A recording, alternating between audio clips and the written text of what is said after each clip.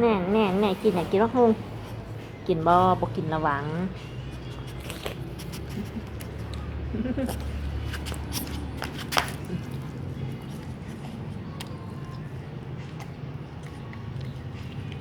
ก็กินมะฮุงแซ่บคอยอ่ะแม่เอาไปอันนี้กินแต่ตอนว้ายแซ่บแหงหมดแล้วหมด กินมะฮุงแซ่บอ่ะมาคำมือแน่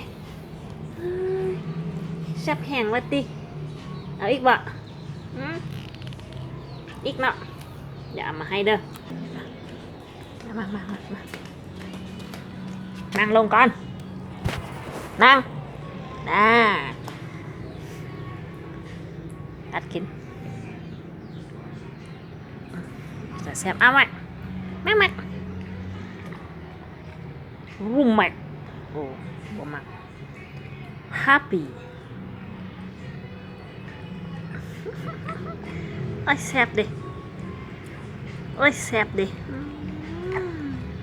กินมักหุงค่อยขาคอ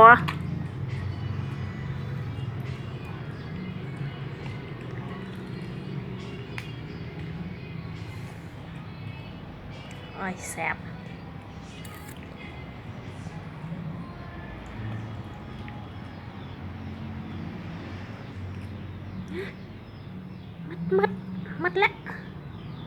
มัดละแซ่บเลียหดมือเอาแซ่บแห้งโอ้ยเนาะแซ่บนะมันน่ากินไหมเนอะมันน่าปอกเราแค่กินไหมเนอะ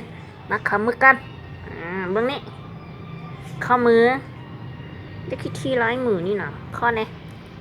ข้ออีกผีบ้อมหุงก็กินเนาะปลาใจเช่นมักหุงก็กินนะกินเนี่ยมันแซ่บเนาะไม่ติดนวด